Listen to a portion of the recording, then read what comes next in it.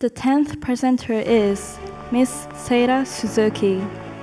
The presentation title is Translating the Unspoken. Please start. Mapo tofu.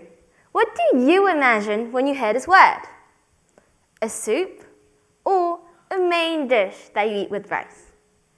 The other day, my friend and I discovered that we had completely different ideas. I thought it was something soup-like, but my friend said, no, it's a main dish, you eat it with rice. We were talking about the exact same food, using the exact same words, but we were imagining two different things. And the surprising part is that until that very moment, both of us had assumed that we were picturing the same thing. And that left me wondering, if something this simple could fool us both, how many other conversations are like this?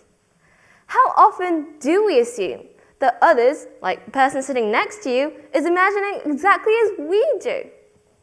And it turns out, this tendency has a name. Psychologists refer to this as naive realism, our natural tendency to believe that the way we see the world is simply the way the world is. And because of that, we often assume that others see it the same way too. And this creates a barrier between us. A barrier that stops us from understanding others' perspectives. And I call this the meaning barrier. It is the invisible wall created when we assume that our own perspective is enough to understand someone else's. It is created the moment we stop asking whether someone else's world might look different from our own. So I believe the real danger is not misunderstanding. It is assuming that others imagine exactly as we do. And this assumption doesn't just affect our conversation. It affects the problems we see and the solutions we create. Imagine designing a train station. If you are a commuter rushing to work, your definition of a functional station would all be about speed and direct path. But if you're a parent pushing a buggy, you suddenly notice every single staircase. If you're an elderly, you might wonder whether you can get to the platform safely. And if you're a wheelchair user, you begin to notice small steps that the rest of us just walk past. The station is exactly the same, but the experience isn't. Decades ago, there were only 35 stations in all of Japan that had elevators. It wasn't because the barriers didn't exist back then, it had always been there. What kept them invisible was our assumption that we all experienced the station in the same way. And this assumption takes away something incredibly precious: curiosity. Without curiosity, we start questioning others. Without curiosity, invisible problems remain. And without curiosity, solutions cannot be found. Because every great solution begins by seeing a problem. And every problem is first seen through someone's specific perspectives. Take the automatic door. Today, we walk through them at supermarkets and offices without a second thought. But they weren't originally invented for general public convenience. In 1931, two engineers installed the world's first automatic doors. Not at a mall, but in a kitchen at the busy restaurant in Connecticut. Why? Because they chose to look at a problem that most people ignored. Waitresses carrying heavy loaded food trays, desperately trying to kick open the kitchen door with their feet. The inventors chose to look at the restaurant through those waitress' eyes. And in doing so, an invisible problem became visible. And once it was seen, it could be solved. Today, that exact same invention helps parents with strollers, wheelchair users, delivery workers, and millions of us every single day. One new perspective improved life for everyone. And that makes me wonder, how many invisible problems still remain today simply because we haven't learned to look at them through someone else's eyes? And that is exactly why I want to break the meaning barrier. But I don't believe breaking it starts with a groundbreaking evolution. It starts with a single daily habit. So my first action is one that anyone can work on today. Before assuming, pause and ask, what does it look like from your perspective? This sounds small, and it is small, but this small question does something incredibly powerful. It constantly reminds us that our own perspective is never the only one. There is a beautiful piece of wisdom, often attributed to Mother Teresa, that says, be careful of your habits, for your habits become your character, and your character becomes your destiny. I believe that if habits can shape an individual's future, that perhaps they can shape the society's future too. And that is why I don't just want this to remain something we do on our own.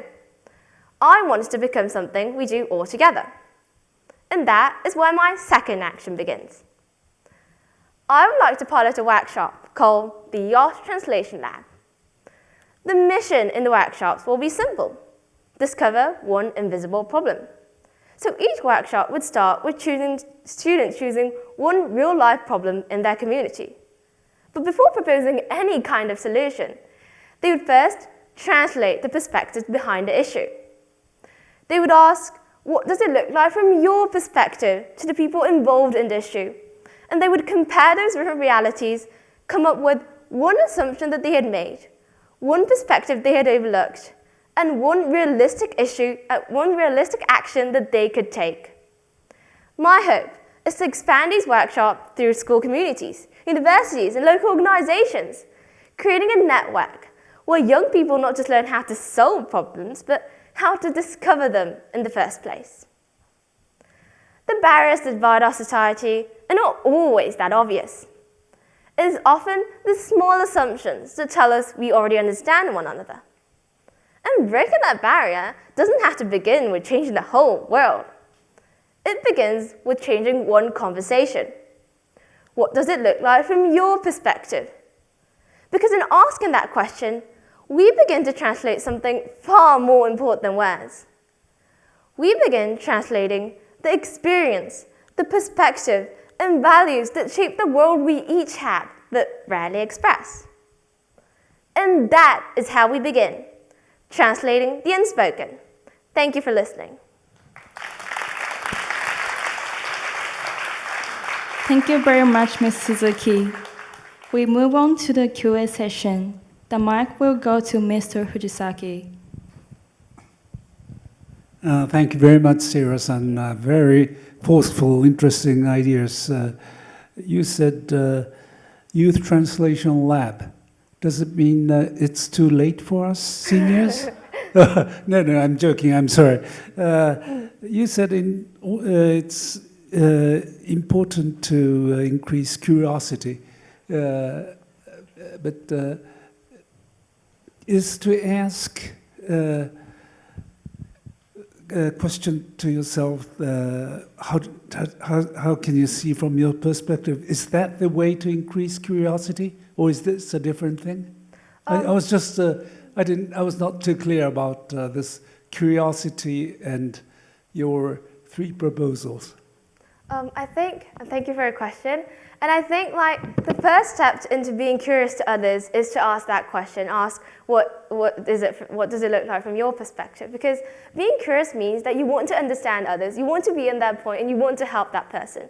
And in order to think that way, you need to be able to understand what the person is going through. Because unless you don't understand, it's just going to be you're only supporting them on the top level, not deep down in your thoughts. And so I believe that asking what does it look like from your perspective is the first step to being curious to others and realizing other matters that they have that we don't realize. And I think that's the first step. Thank you very much. From today, I'll try to ask myself. Thank you very much. Thank you very much. Thank you, Ms. Suzuki.